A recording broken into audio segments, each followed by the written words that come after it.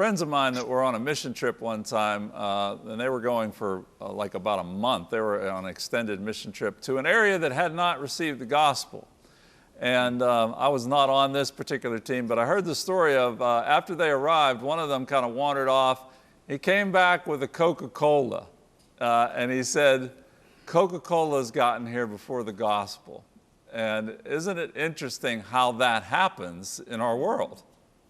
It is true. You see that all over the world. And it demonstrates, though, again, how important it is to be powerful in your communications. You know, I studied marketing and advertising and at the University of Denver, and I'm very well trained in this area. It wasn't until later that I realized that Jesus is the perfect communicator, right? And you know, the way he crafted his message, he talked to people starting with their condition, right? And then he spoke in a language that they could understand. Even his stories were adapted to them. If they were farmers, he would tell agricultural stories. If they were athletes, he would tell competitive stories. If they were soldiers, fishermen, he would always adapt his stories to them, right?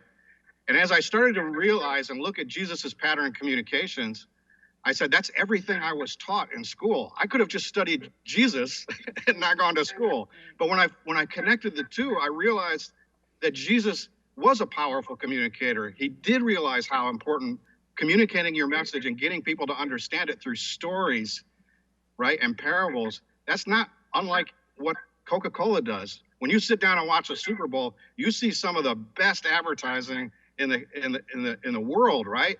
And you'll notice they're all stories, and they're about stories that make you feel better about that brand. Christianity needs to do a better job. So you talk about how important change is. Give us the down low on what is it that we need to change to be a better marketer? Yeah, I think you got to first realize, you know, how powerful communications is and what kind of impact communications has over our culture. And as a result, then you have to get in, you have to really study what are the best communicators doing, right? And they tend to be secular movie companies. They tend to be secular media. They tend to be secular brands and stuff like that. And you have to really look at them and say, okay, they're winning more than their fair share of people's time and money. How do I compete for that, right? How do I get people to want to give their time and their money and their attention here, at least balance it out, right? And so that means you really need to look at your organization, especially if you're a nonprofit organization or a ministry, as not the cause. So many nonprofit organizations and ministries think that they're the cause, when in reality, they're the conduit, right? Peter Drucker used to ask people in a business, you know, what's the one and only one purpose of a business? And then he would answer that question by saying, to create a customer.